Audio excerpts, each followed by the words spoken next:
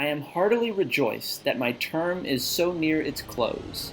I will soon cease to be a servant and will become a sovereign.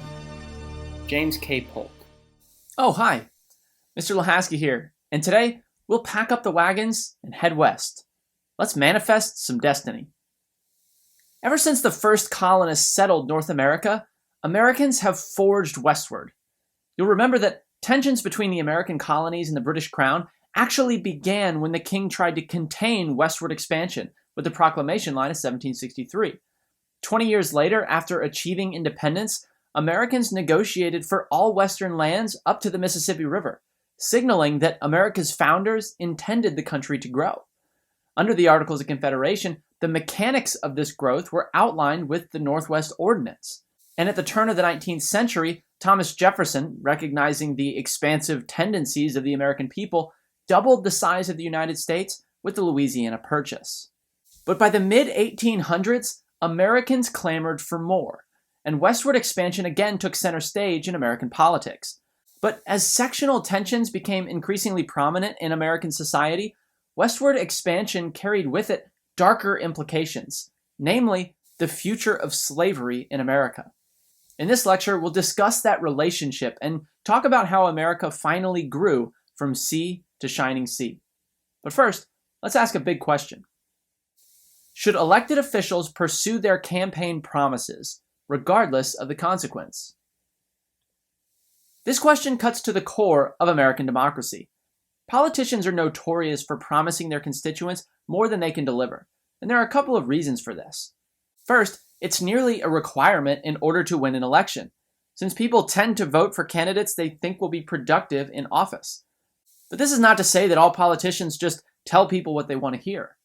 Many make promises on the campaign trail with genuine intentions, but find upon entering office that the realities of governing are simply more treacherous than they had anticipated. But how should we, as voters, handle these situations? Should we give our politicians grace when political realities or unintended consequences prevent them from doing what they promised? Or should we use the power of our vote to elevate someone else who will follow through on that promise? Should our representatives speak for us directly in the government? Or should we allow them the leeway to make decisions in our absence, even if those decisions go against our own inclinations?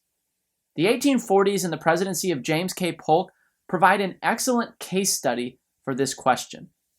Our first big idea lays the groundwork for Polk's candidacy by outlining the context of his election. Manifest Destiny was a 19th century repackaging of American exceptionalism. During the mid-1800s, Americans grew determined to expand across the continent, setting their sights on Oregon, California, and Texas. We first discussed the idea of American exceptionalism back in our discussion of the Massachusetts Bay Colony, when John Winthrop suggested that the Puritan experiment in America would be as a city on a hill.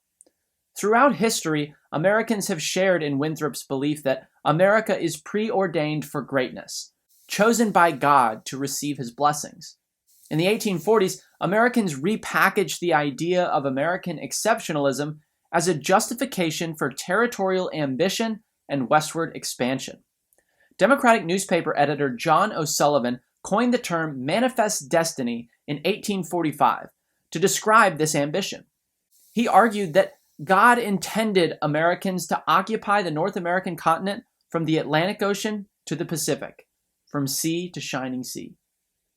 The idea of manifest destiny is perhaps best depicted in this 1872 painting by Thomas Gast, entitled American Progress. A few elements of this painting are worth special attention. First, notice how the artist uses lighting. The right side of the canvas represents the East Coast, which is lit warmly, while the West, largely untamed and unsettled, remains in the shadows of dark and ominous clouds. But spreading the light across the continent is an angelic figure who represents the divine righteousness of American expansion. As she moves from east to west, she enlightens the unknown, escorting American settlers to their promised land. And as she moves west, she also brings telegraph lines and railroads, which symbolized the civilization of American society.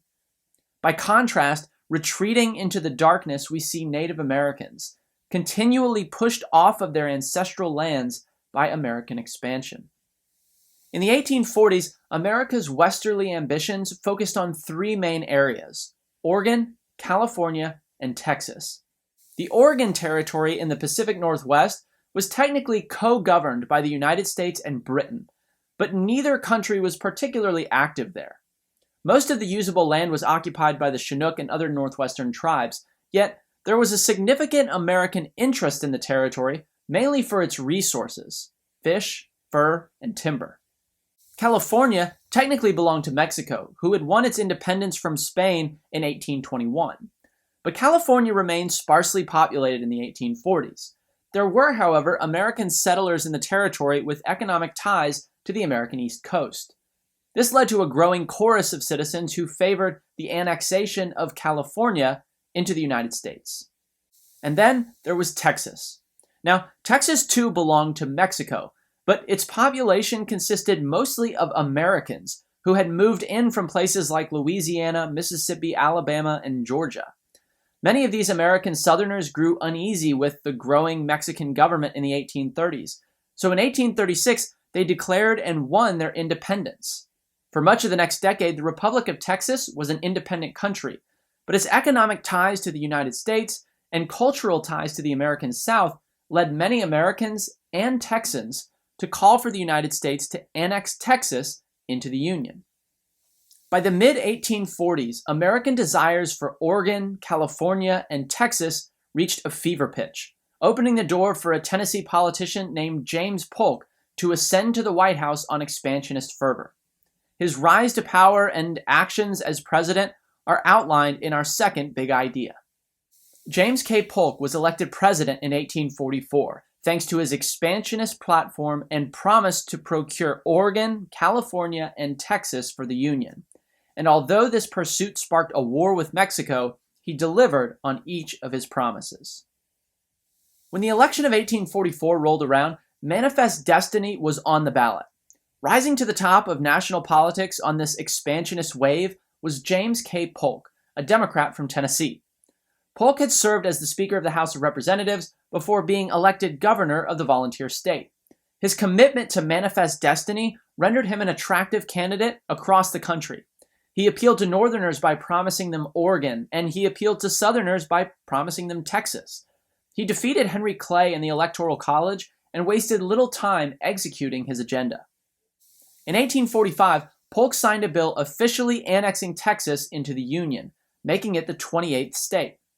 The next year, Polk successfully negotiated the Oregon Treaty with Britain, which gave the U.S. sole control of that territory. And that left California. Polk attempted to purchase California from Mexico, but the Mexicans refused to negotiate with the president. You see, relations with Mexico deteriorated after Texas annexation. Mexican leaders had blamed the United States for their loss of Texas back in 1836, and in their eyes, annexation proved that America had long conspired to swipe the territory from them. Undeterred by Mexico's unwillingness to strike a deal, Polk changed his tactics. He mobilized U.S. Army General Zachary Taylor to disputed territory in South Texas. The territory was claimed by both countries, and Polk knew that moving the army there would provoke the Mexicans to attack. When they did, Polk announced that Mexico had, quote, shed American blood upon American soil, and demanded a declaration of war from Congress. The ruse worked, and in April of 1846, the United States went to war with Mexico. Now, the war itself was fairly quick. U.S. General Winfield Scott, a veteran of the War of 1812, led a masterful invasion of Mexico, which culminated in the capture of Mexico City. With the Mexican capital under U.S. control, the United States dictated the terms of the Treaty of Guadalupe Hidalgo, which was signed in 1848. In exchange for the return of their capital, Mexico surrendered an area known as the Mexican Cession, which included disputed areas of Texas, as well as what would become Arizona, New Mexico, Nevada, Utah, and of course, California. Polk thus had delivered on all of his expansionist campaign promises. Now, the treaty also held that residents living in the Mexican cession would become full American citizens and enjoy the rights and protections of citizenship. We should note, however, that this only applied to white residents. Black and Native Mexicans were excluded from these protections. The treaty also committed the United States to prevent, quote, savage tribes from incursions into Mexico, which was used as justification for the United States to assert dominance over all Native Americans in the territory, affirming, sadly, that manifest destiny was a racial doctrine. At the conclusion of the Mexican-American War in 1848, the U.S. map pretty much resembled the map we see today. America finally controlled the continent from sea to shining sea, thanks in no small part to Polk's use of the military. But the annexation of Texas and the Mexican-American War had much larger consequences. This is our third big idea. Northerners criticized Polk's expansionist policies as a sinister democratic plot to expand slavery. And after the war's end, the issue of slavery's fate in the new territories became the prominent issue in national politics. So, to really understand the connection between Texas, Mexico, and slavery, we need a little historical context. You'll remember that back in the early 1800s, sectional differences began increasing between the free North and the slaveholding South. Increasing cotton production drove Southern reliance on slavery, and Southerners became increasingly suspicious that the federal government might one day intervene and threaten the institution. Northerners, on the other hand, became increasingly opposed to slavery as the 19th century progressed, and they feared that the South would try to expand slavery's footprint throughout the Western Hemisphere. Tensions between the sections were rising, so in order to keep the peace between the North and the South and the federal government, America adopted the practice of admitting new states in pairs, one free state and one slave state. This ensured that there would be a balance of power in the U.S. Senate, and neither section would be able to pass legislation over the objection of the other. Now, in 1820, this balance was threatened. Missouri wanted to enter the Union as a slave state, but no free state was ready to enter alongside it. The solution at that time was the Missouri Compromise, brokered by Henry Clay.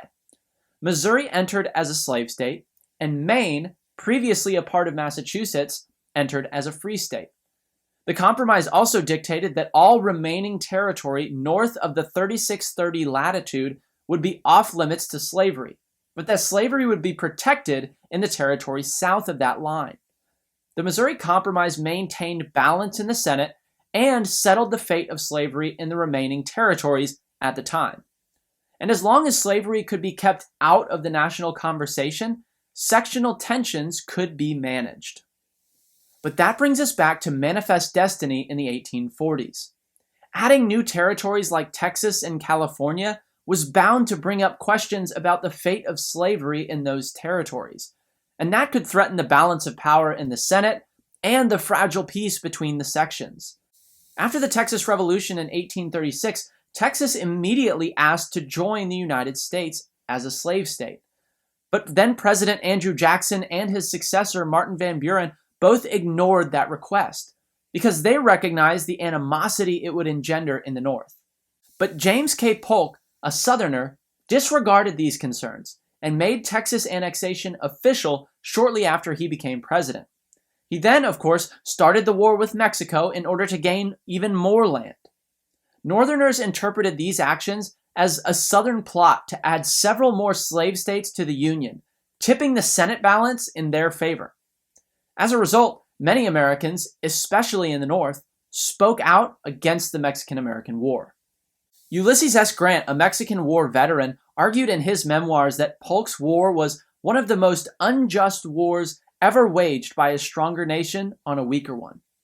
Transcendentalist author and abolitionist Henry David Thoreau protested the war by refusing to pay taxes and was jailed for it. Even a young Abraham Lincoln spoke out against the Mexican War. Ultimately, however, the protests could not stop the chain of events that Polk had triggered. After the war's conclusion, the future of slavery and indeed the country was shrouded in uncertainty. The fate of slavery in the new territories of the Mexican cession became the foremost issue of American politics.